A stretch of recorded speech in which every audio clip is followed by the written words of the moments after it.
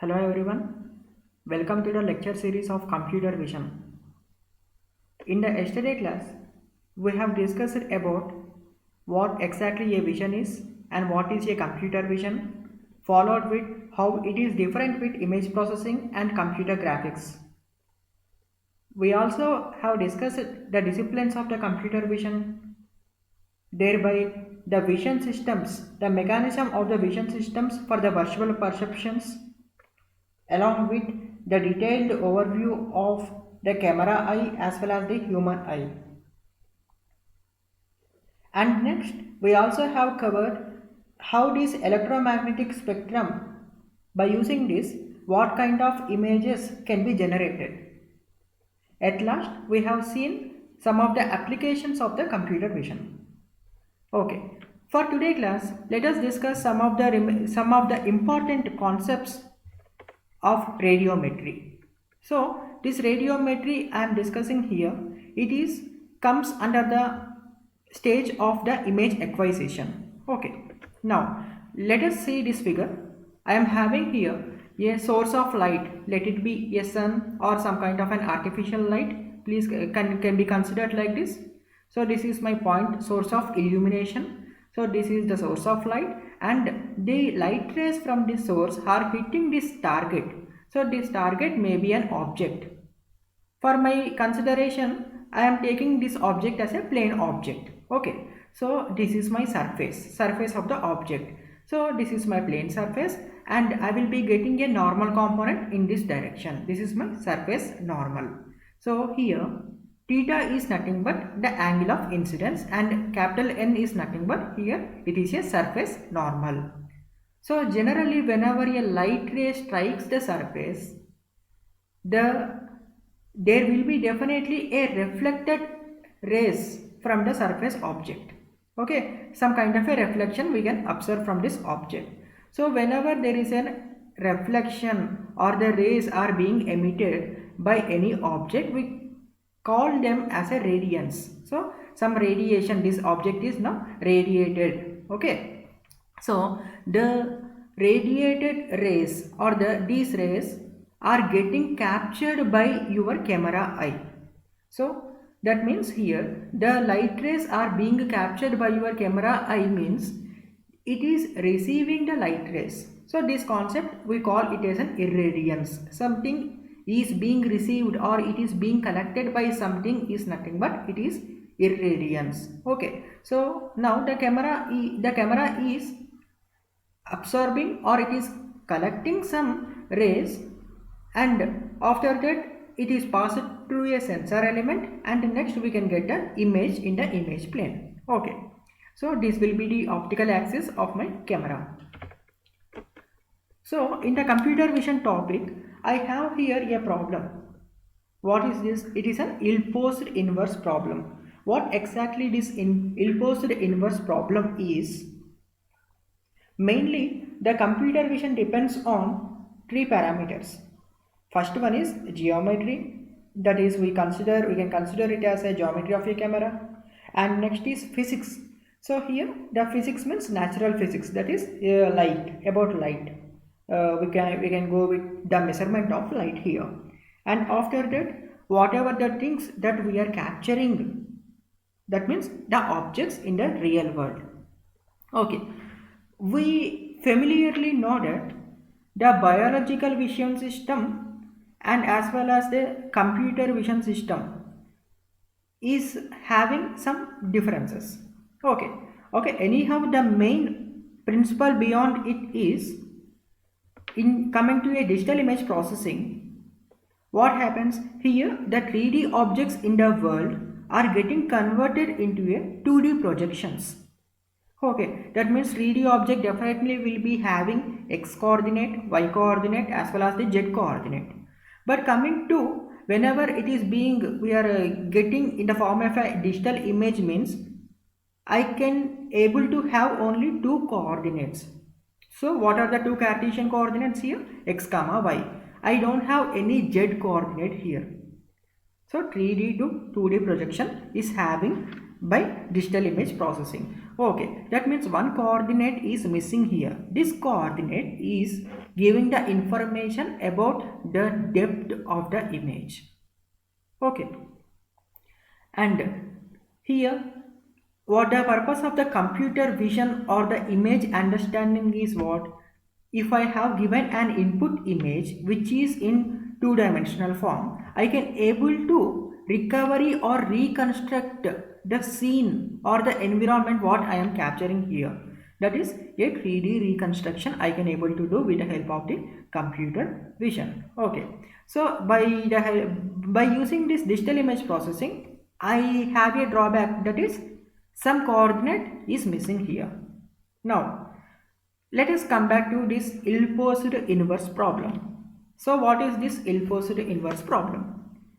Let me assume this is some source of light. Okay, so this source of light is striking, let me tell you that this source of light is concentrating on this object. Okay, on this object I will be getting this as an output. So this is my input one and this is my output one, and this is some kind of a plot. Okay, now this source of light is striking these two surfaces. One is blue in color and one is some white in color. So these two are the different surfaces. Okay, so I have this as my 3D object in the environment because it is a 3D scene. Now whenever the light is striking or whenever the light rays are falling on these two surfaces, I will be having my reflectance plot in this manner along with the illuminance plot in this manner, and the output definitely will be going to get a image. So that means I am capturing, so whenever these light rays are hitting these two surfaces, okay, it happens regularly or generally. So what happens, I just whatever the computer vision does, it just captures, my whatever the my camera do, the camera generally captures the environment or the object, and it will be giving me a 2D image. So 3D information it is capturing and I am getting here a 2D information.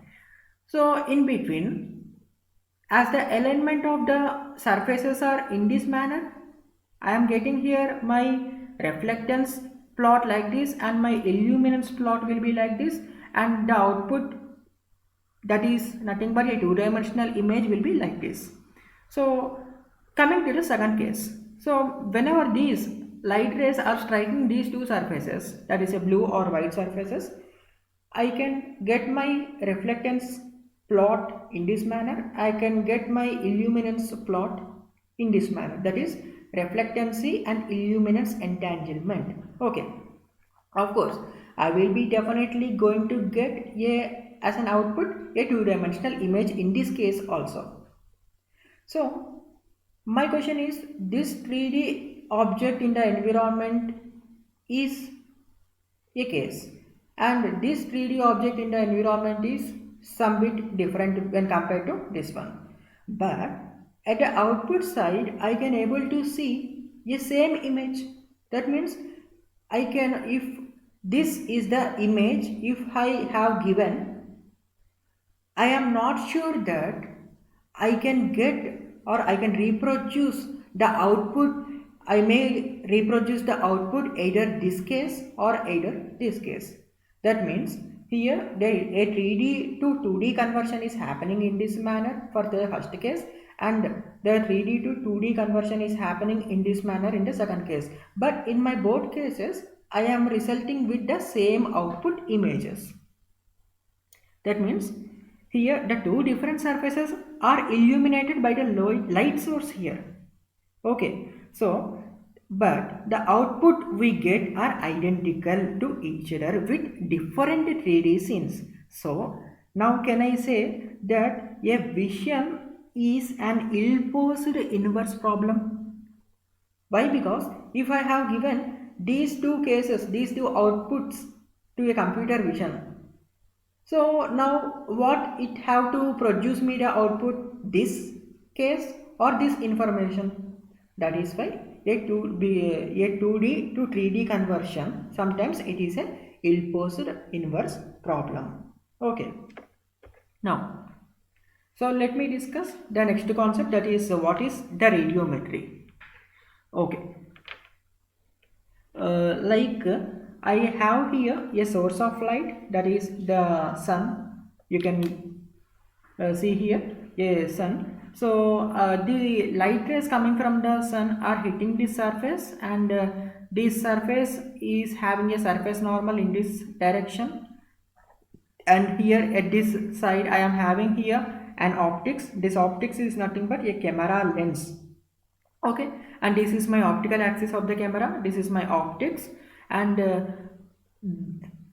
back of my lens of a camera I will be having my image plane. So the image plane, before it I will be having my sensor. Okay, sensor plane will be there here.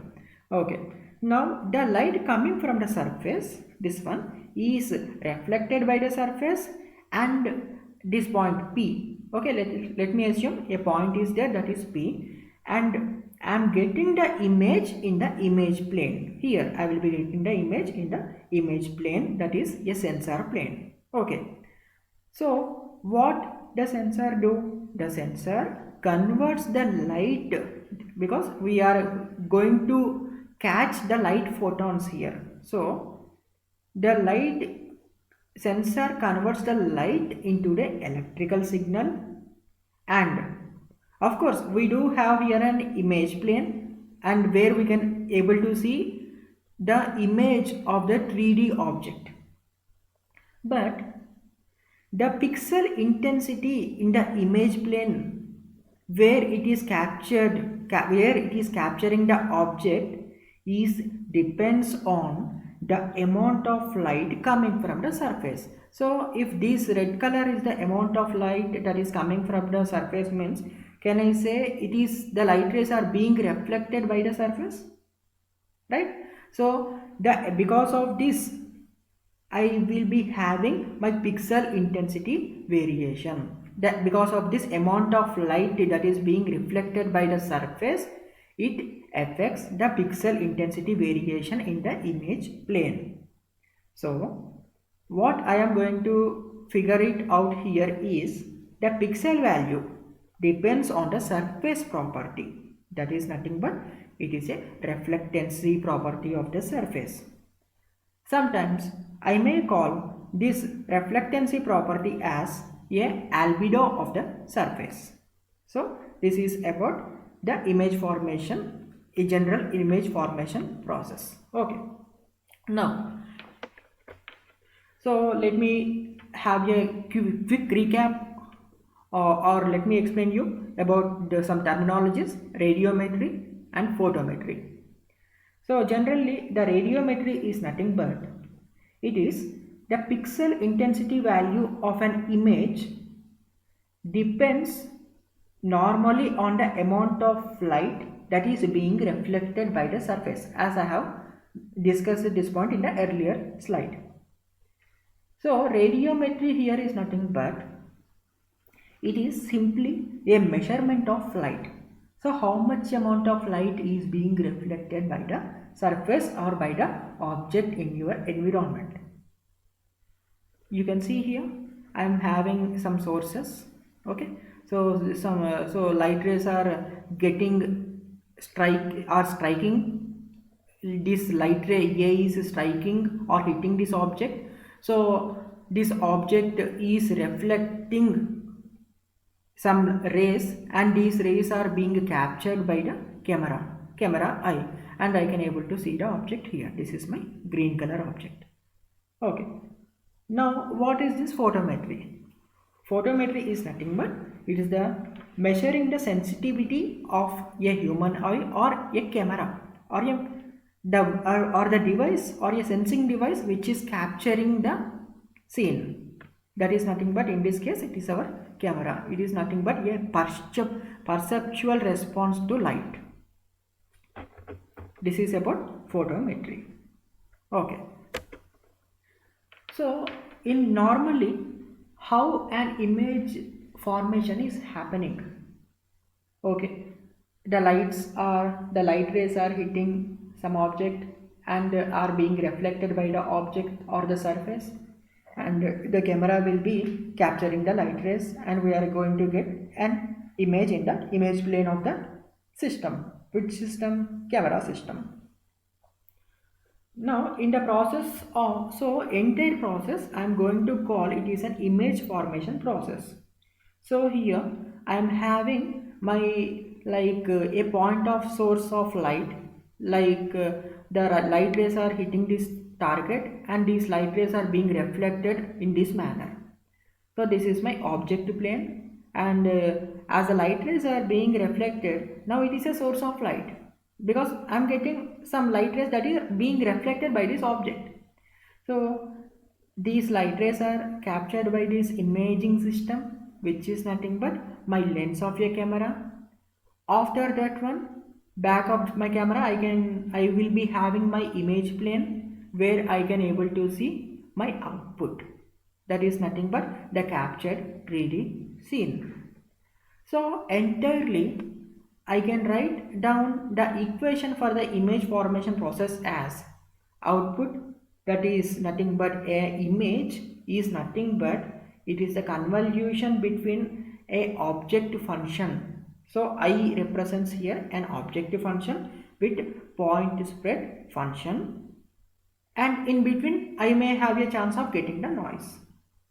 Okay, so this is my object function. Okay, object function into point spread function plus noise. So entirely it results in my image as an output. So here I is object function, as I have said you. It is nothing but it is an object which is a scene that is being imaged by your camera, and the PSF point spread function is nothing but it is the impulse response of your system. It normally indicates the spreading. So here I am having the object function, right? This object function is being spreaded into your image plane. So PSF, it is indicating the spreading of the object function, and this PSF is nothing but it is a characteristic of your imaging system, that is a camera. So a point to be discussed about this PSF is a broader PSF will be for poor imaging, and for a narrow PSF if I am having here means it will be for good visual perception or for good camera. So this is about PSF, that is a point spread function in the imaging system. So the next familiar terminologies, of course let me have a quick recap on the two. One is a plane angle and the other one is a solid angle. So what is this plane angle? I am having a circle. In the circle I will be having a 360 degrees orientation. Now I have here S as my arc of the circle, arc length I may call it as an. So the plane angle is nothing but is the ratio of the arc length to the radius of the circle. So that is given by theta equal to S by R, and it is measured in radians. So what is this solid angle?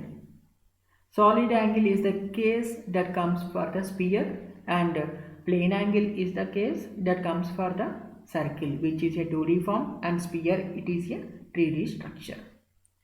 So solid angle in spherical coordinate system is the solid angle. So here I am having omega as a notation for this one. So it is nothing but it is subtended by a region. So by a region at a point P in the area. So let me give the definition for you like this. This solid angle is represented by omega. It is the ratio of the area, that is this one, to the radius, that means r square to the r square. So this is the r square, and the unit of measurement of this solid angle is steradians. Okay, so just have a look on this one. Sometimes I may use W as a notation for the solid angle. Sometimes I may use this kind of a notation for the solid angle. Okay, so this is my hemisphere. This is my, of course, sphere only, but it is a hemisphere. And this is my vertical angle, and this is my horizontal angle. It is phi, and the vertical angle is, it is theta, because it is a sphere is a 3D structure. Okay, now the next important terminology is foreshortening effect. So what is the foreshortening effect and what is the main purpose of it? I am having a point source of light. So through the solid angle, of course, this point source of light is considered as in a best case it is a sphere, because our sun is there. So for our best case, we are considering the sun as a sphere. So from the sphere, I will be having a solid angle, that is W or d omega, this kind of a notation. These light rays are hitting the surface that is present here. Okay, so this is the surface, and in this case also this is a source of light, a point source of light. So it is hitting some kind of an object that is present here. It is a spherical object. Okay, now what is happening? So what is this foreshortening effect? As I have said you that my solid angle is the ratio of A, that means this area to the square of the radius. Okay. Now the same thing, d omega equal to dA by r square, but I have introduced here one more term, that is cos theta. This cos theta is nothing but it is the foreshortening factor. So what is this foreshortening factor? Okay, so I have here my source. Let me call these yellow colors are also sources here. This is a source, this is source, this is source, in three different cases.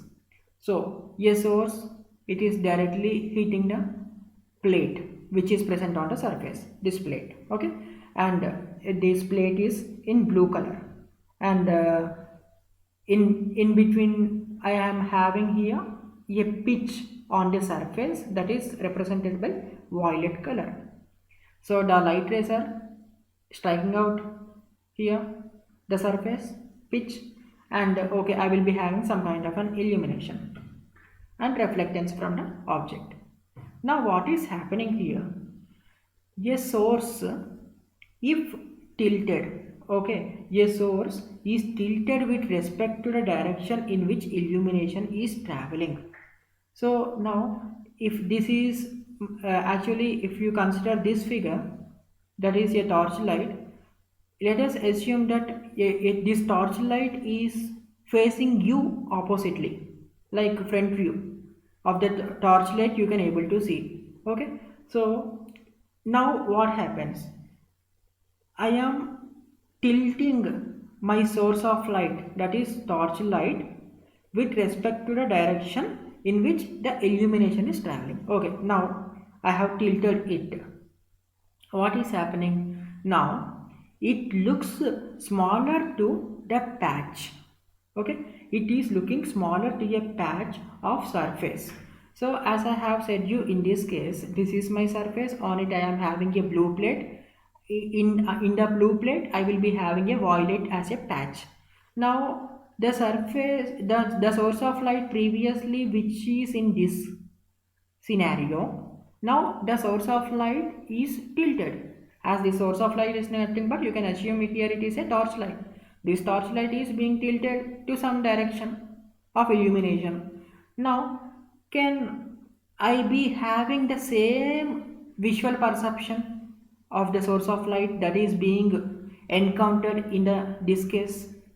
Definitely no. That means here what happens, as the source is getting tilted with respect to the direction in which illumination is traveling, now this source is appearing smaller to this patch of the surface. So this patch of your surface is now feeling that the source is smaller. That's it. Okay, how I can give you an example is, here it is a globe, and here it is a some kind of a sphere. It is this one, some kind of a torchlight. So if I have placed a point here, I feel the source is very bigger. So now what happens? Let me go with the I have my source is tilted in this direction. Now the same feel do I face now? Definitely not. I won't be feeling that the source is bigger now, because as the source is tilted, it is in some other direction. Previously it was in this direction, now it is getting tilted and it is directing to some other way. So definitely it is going to make a smaller area or a smaller field a patch will get. And in the other case, for suppose, if my patch is tilted with respect to the direction of illumination in this manner, definitely it looks smaller to surface. It will feel that it looks smaller to the source, because if my patch is in this way, my source can see the patch completely. But if my patch got tilted in this manner, do the source of light or the source will feel the same dimension which was in the previous case that was given by the patch here? Definitely no. So this is about the foreshortening factor, that is cos theta. So it is the tilt is given by here a theta. So in this figure I have represented that the patch of the surface is being tilted. So theta is the assumption I am using here. So the same thing I have projected. I have here a bulb. This is a patch on the surface and this is a patch on the surface. Effect of distant source depends on relative orientation of the surface as tilt increases, because as the tilt increases, the source looks smaller from a surface point. And similarly with tilt or the patch, this looks smaller from the source, because it will be looks smaller to the source if the patch on the surface gets tilted. So this is about the foreshortening factor. This foreshortening factor is definitely going to relate with the solid angle concept. So d omega, as you know that d omega equal to dA by r square. So here I am going to append an extra term, that is cos theta, to this A, that is the area. Okay, so the next concept or the terminologies of radiometry are here: the flux, radiant intensity, irradiance, radiance. So what are all these things? Now flux is nothing but it is the amount of light or the power of light which is expressed in watts according to our basic physics definition. Now intensity, what intensity? Radiation intensity or the radiant intensity. It is defined as the ratio of flux to the solid angle. So what is the flux? Flux I have indicated with phi as the notation, and solid angle sometimes I may use this representation or this representation. So radiation intensity is nothing but it is a ratio of the flux to the solid angle. That is phi here it is optical flux, that is measured in watts. So radiant flux emitted through a non-solid angle. It is the flux emitted through a non-solid angle. It is a radiation intensity. And you can see here in the figure also. So this is the radiation intensity, flux per unit solid angle. Coming to irradiance. Irradiance means collection. What is the collection here? It is the radiant flux, as this is, as I have said you right, it is the radiant flux now is being received, because this source of light is delivering its light rays to its surroundings. Means in the surroundings definitely someone will be there to collect the light rays. So these light rays are nothing but here the radiant flux. Okay, so it is irradiance is defined as it is the radiant flux received by the detector area. So this irradiance is denoted by E as a representation, because it is the detected area, because it is receiving some flux from the source of light. So how much it is receiving? It is the radiant flux. This is the phi is the flux received by the detector area. This is the detected area it is. Okay. Now after that one, we do have here a radiance. Radiance is nothing but radiating something. Who is radiating something? It may be a natural object, natural light emitting object, or the object which emit the light rays. Both can have a property of radiation. Now, radiance is here what is happening. After the light is reflected by the surface, this is the surface. Now this surface is acting as the source of light, because this eye is capturing something from this surface. Means definitely the surface is being illuminated here. Why? How it is being illuminated? Because it is already received some radiations from this source of light. What radiations it is has already received? The flux through a area. So that means irradiance is already happened. Receiving is already happened. Now it is acting as a source of light. So that means it is radiating, right? So this surface is acting as a new source of light. Let me represent the radiance with L. So L is the ratio of d square phi by dA cos theta d omega. This equation is the result of when a surface had received flux by an area of A through a solid angle. Now this surface is now acting as a radiating object, right? Hence it possesses some radiance property and reflects the light rays captured by our eye. Here you can see the same thing. Now can I write the radiance, can I express in terms of I and E? That is L equal to I into E. So finally I am going to obtain the resultant equation will be in this manner. That is L equal to d square phi by dA cos theta d omega. Here d omega represents it is a solid angle, cos theta is nothing but a foreshortening factor.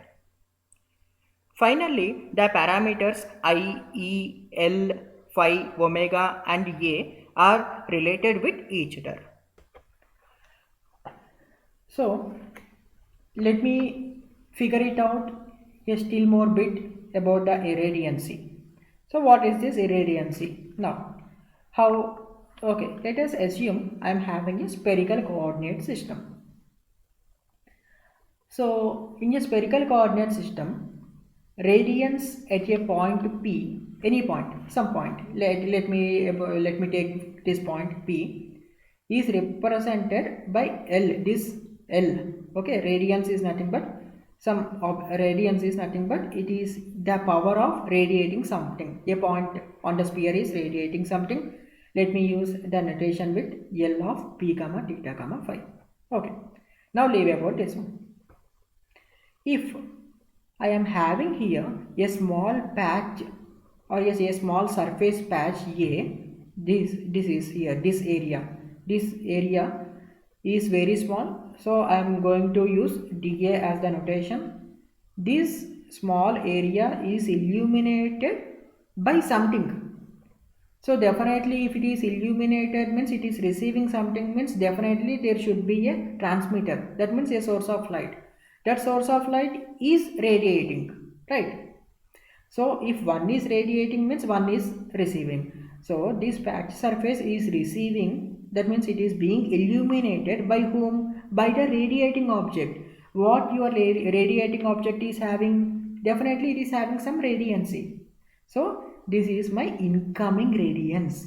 So Li of p comma theta comma phi I is nothing but some incoming radiance. This is my incoming radiance. Okay. Coming from a region which is solid angle as d omega. This is my solid angle, that is d omega. Because so these theta I and phi I are nothing but the horizontal as well as the vertical angle of your sphere. Okay, these are the incident angles, right? Because it is a 3D coordinate system, that is why I am having here, instead of theta, I am having here theta I as well as the phi I. Now, the irradiance, this is the incoming irradiance. Sorry. Now, as I know that Li of p comma theta comma phi I is nothing but the incoming radiance. I need to find out now what is the amount of irradiancy. That means what is the amount that is of light that is being captured by this unit surface area, that I need to know. Okay, that means then irradiancy I have to know. So can I write down the irradiancy in terms of L cos theta and d phi? Why? Because here in this equation L d phi dA cos theta d phi, you can see that irradiancy is nothing but E. Okay, so E equal to d phi by dA. Okay, now as I have also told you that this L is a ratio of E by omega. L is the ratio of E by omega. I didn't written the equation here. Sorry for the inconveniency. L equal to E by omega. That is, E is nothing but it is the irradiance and omega is nothing but the solid angle. So E by omega, or so if it is a small area means I will be using dE by d omega. So dE equal to L into d omega. Can I write L into d omega? Of course. So irradiancy, that is E, is nothing but L into d omega. Of course, if d omega is there, for the best case we will take or we will consider the foreshortening factor into the picture. So d omega cos theta. So this is all about the incoming radiance.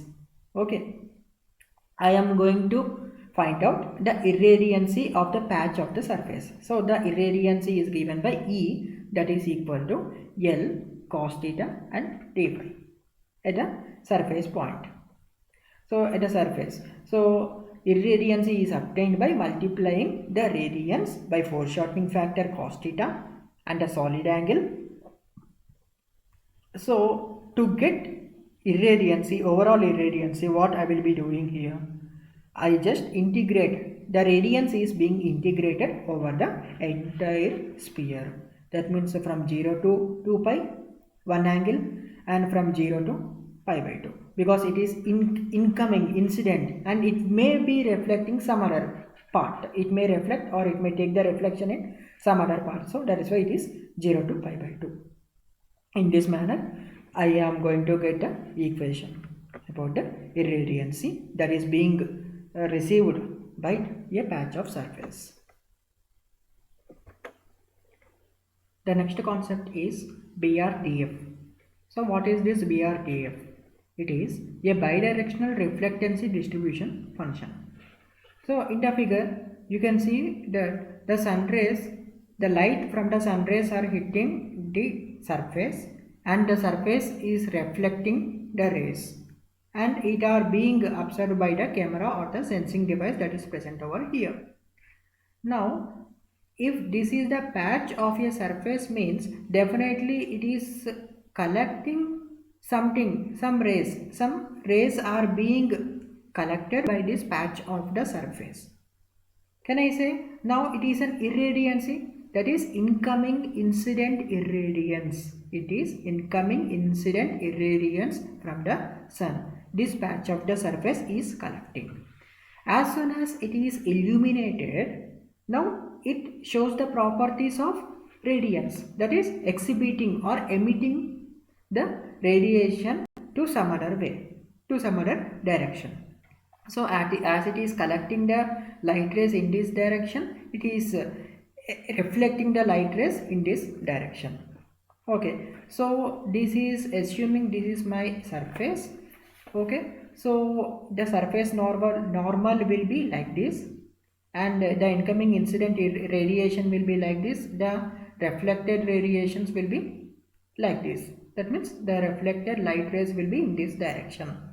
So this is incoming irradiance. That is why it is collecting. That is why I have taken here a notation, that is EI, because it is a small patch of the on the area.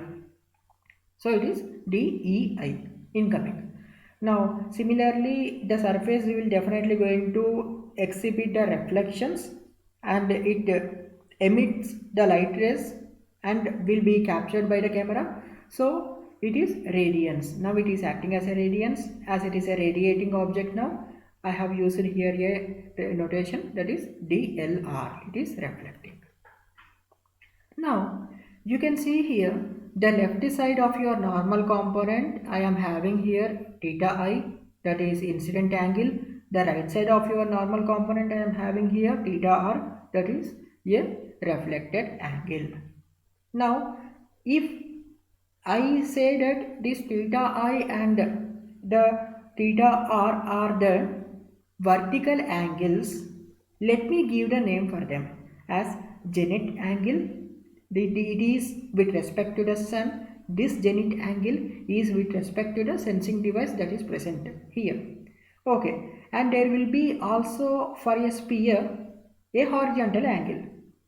Let me call it as a azimut angle, that is phi r. So this will be my incoming phi r and this will be my reflected phi r. Okay, so let's discuss what actually this BRDF. Now the BRDF is nothing but it is actually treated as a model of reflection. It is a general model of reflection, that is a bidirectional reflectancy distribution function. It is a ratio of the radiance in the outgoing direction to the incoming incident irradiance, because in the figure also you have seen that it is incoming irradiance is E, outgoing radiance is DL, L we have used. So it is the ratio of outgoing, it is the ratio of outgoing towards the incoming. What is outgoing? Radiance is outgoing and irradiance is incoming. Okay, now I am using for BRDF the representation as rho BD, that is bidirectional reflectance distribution function, rho BD, with the sensitivity list or the parameters as azimut incident zenith angle and incident as well as the reflected zenith angle as well as the azimut angle. So this is about BRDF. The same thing I have projected here also. A source is there, a source of light is there, it is hitting the surface, it is my normal component, it is the angle of incidence of the two angles, it is the angle of reflections for the two angles, it is the camera here is present here, and D is nothing but it is the irradiancy, and DL is nothing but it is the elementary contribution of the radiance in the direction of the camera or the observer. So this is the concept of your a BRDF. It is treated as a general model for the reflection or the local reflection model. Now, so the same thing I have given here also. I need a bit more elaboration on these two equations. So BRDF indicates the brightness of a particular surface for a specific material and light source and the direction of the camera or the viewer, because as I have said you, it is a general reflection model. If it is a general reflection model, means many parameters have to definitely come into the picture. So what are the parameters it is coming? It indicates what is this BRDF? It is indicating me that the brightness of the surface, or the surface may be of any type of material. I don't know what exactly the material is, and what is the source of light I am having, and what is the direction where I have installed my camera, or where from where which location I am seeing. So all these parameters also comes into the picture. So as I have said you that the BRDF is nothing but it is a ratio of outgoing towards the incoming. So it is outgoing radiance to incoming irradiance. So how this equation occurred now is my doubt. So in the previous slide, I have used E as a representation for the irradiance. Now in this slide, I am having this equation. So if you remember the previous discussion, that is how your irradiancy and radiancy are related. That means this irradiancy is related with your radiancy in this manner. That is E equal to L cos theta d omega. Just substituted. I didn't do any miracle. I just substituted this equation over here.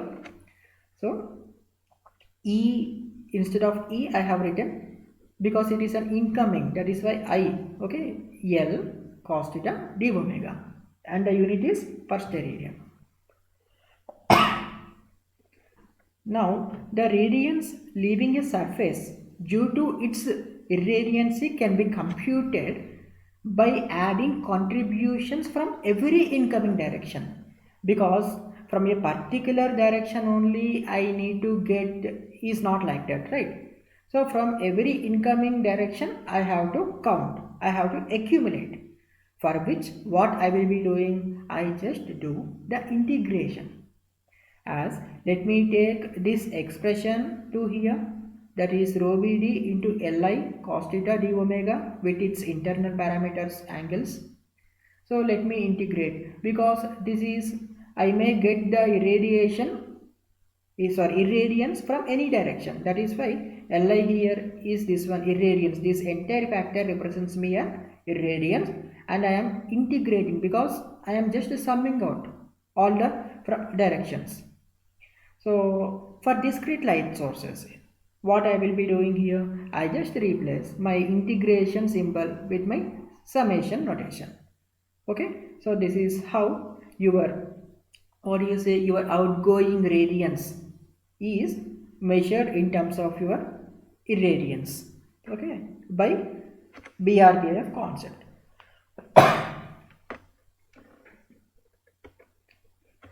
We do also have here one more concept, that is DHR, directional hemisphere reflection. Okay, what is this directional hemisphere reflection? Now we all people know that we may face different kind of surfaces. Some surface will reflect the light in particular direction, some surfaces will reflect in some other way, in zigzag way. All these things we can able to see. Okay, now let me consider a cotton cloth as my surface now. So we know that a radiance leaving the surface is independent of angle in some cases. So like you people know that if cotton cloth, let me assume it is a diffused surface.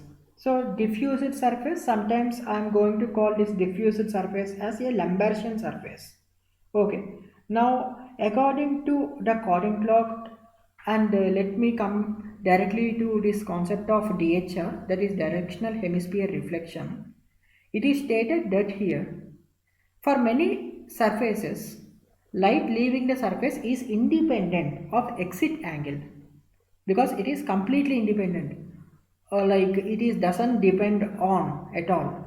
So it is the fraction of incident irradiance. So it is nothing but it is what the denominator factor is. It is the irradiance factor. It is a fraction of incident irradiance in a given direction that is selected by the surface.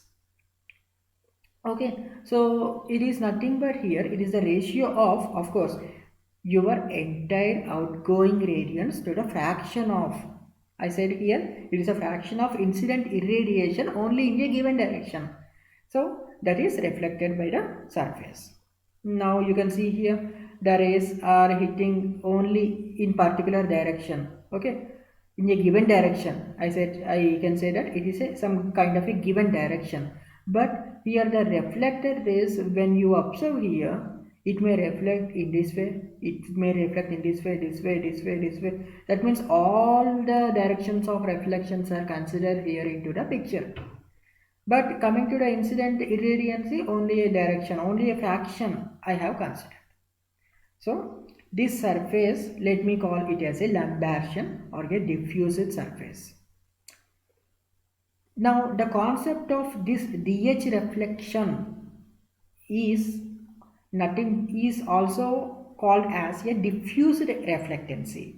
That means the surface is diffused reflectancy, it is exhibiting. Also I can call the surface is exhibiting the property of an albedo. Okay, this is about DHR. Okay, now my question is, do the reflection or the reflectance, does it matters? Of course, definitely it is matter. It is a matter for the image processing or for a computer vision. As you know that I will be having a light which is striking the physical models in the environment or the scene. So definitely the light rays will be getting reflected by the object or the any sphere or any kind of scene. Okay, and which will be captured by your camera, and I can able to see on my camera phones or in the computer screens. The main principle is we need to understand what exactly the relation between the light and the reflectance from the surface and the medium between the light and the surface and the image of the scene, right? Okay. Now the image intensity that I feel in the image plane, I am having my image. So definitely the image is having many number of pixels. Each and every pixel may not be having the same gray level intensity. So definitely there will be a variation in the intensity levels or the grayscale levels. Now this image intensity, as I have already discussed, is completely dependent on the radiance. Radiance is again nothing but reflectance. Okay, reflection is now the image intensity is now dependent on ambient light, body reflection, as well as the surface reflection. So I am same thing I have depicted once again here also. Source of light, incident direction, it is a reflected direction, surface, and the reflection may be caused by the body reflection, or the body may be present above some surface, the surface reflection. What is happening we don't know, so we should know it. So what about this ambient light?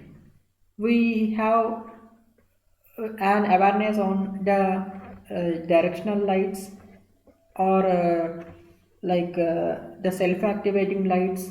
Okay, so we are much, we should also know what is this ambient light actually. So it is defined as it is a general level of illumination that does not come directly from any light source. Okay, because here the sun is not directly striking the road here, right? And similarly here also in this picture, is the sun directly striking out the water surface or the land surface here? Nowhere.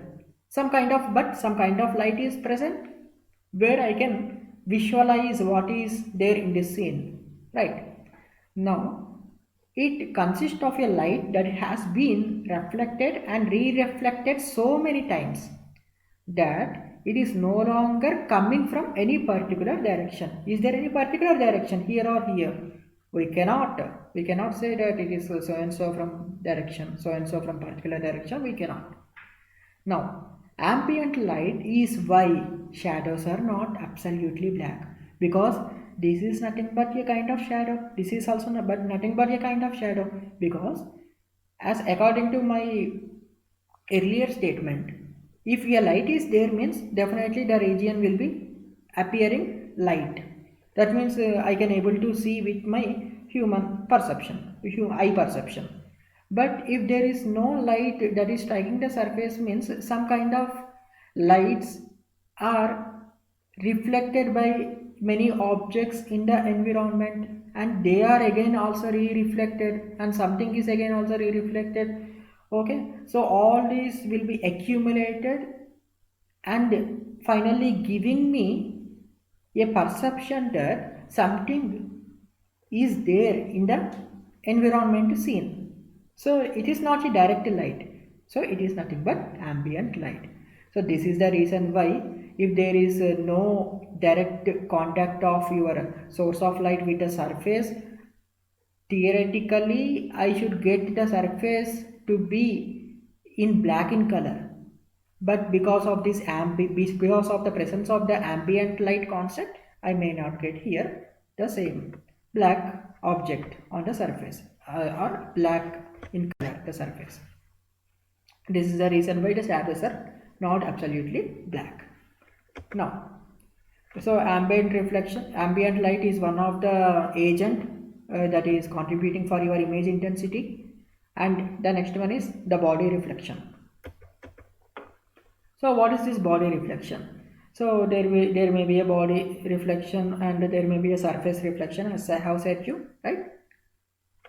So the body reflection mainly comes from the diffused or the Lambertian surfaces, or the reflection which we get from here are the diffused or the Lambertian reflections, which are nothing but it is the interreflection concept. This concept of diffusion illumination corresponds to interreflections. So that means kind of interreflections.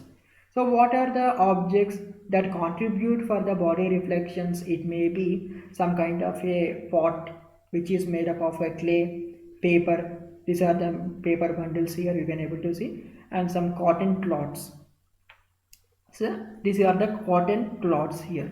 So these Lambertian or the diffused surfaces, because source of direction is in one way, right? And the outgoing direction may be in any other way. It can take in any other direction. So during the concept of DHR, I discussed about this Lambertian surface, right? Albedo. We call it as a surface albedo. Okay, this is about body reflection, or the Lambertian reflection. We familiarly call it as an. Next is a surface reflection. So what is the surface here? So these are specular reflections. Okay, so these surface reflections are nothing but these are the specular reflections comes from mirror like or shining objects. So these kind of surfaces, let me call it as a non-Lambertian surface, because it is some kind of shining, some exhibiting, over exhibiting the radiations, we can see some more reflections kind of thing. So that is why let me call this one as a non-Lambertian surfaces. But coming to the Lambertian surfaces, can you able to find out anything a kind of a mirror like appearance or kind of over reflections? No, because here the reflections are distributed uniformly. Okay, so but coming to here, these are the specular reflections comes from mirror like or non-Lambertian surfaces. So these surfaces normally appears in a glossy appearance, and this is normally dominant for metals or any mirrors. Like you can see here a pressure cooker, it is reflecting. Okay, and here that means some kind of a specular lobes. Because of the specular lobes, here also I am having here a specular lobe, and here also I am having a specular lobes, some kind of dominated rays I may get here. So this is about it, surface reflection, and it is also an agent which mainly dominates in the intensity values of a pixel in the image. So we came to know about all the three sources for the image intensity. Now generally what exactly will be present in our practical cases. So in practice, many real surfaces exhibit both reflections. That means, can I say it is a combination of a surface reflection as well as the diffuse reflections? That means a combination of a Lambertian as well as non-Lambertian diffusions is happening here. So let me again recap the concept of the BRDF. That is the outgoing radiancy is how it is measured in terms of incoming radiance. Sorry, outgoing radiancy, how it is measured in terms of your incoming irradiance. So this is one irradiance equation. This is also one irradiance equation. Right.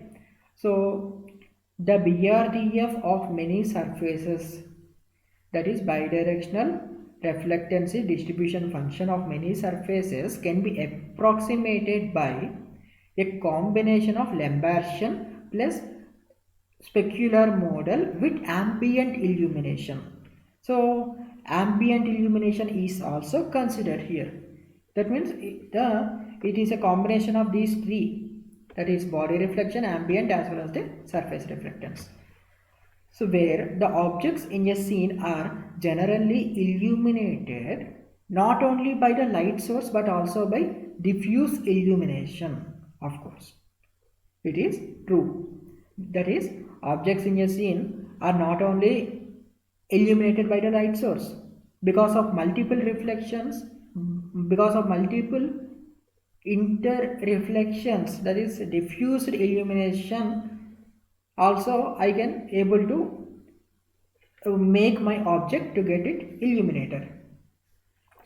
So the surface radiance is nothing but it is the combination of your diffused component, that is a combination of your Lambertian surface, and also it is a combination of your summation of with your specular component. So specular component is nothing but it is glossy, which is glossy in the appearance.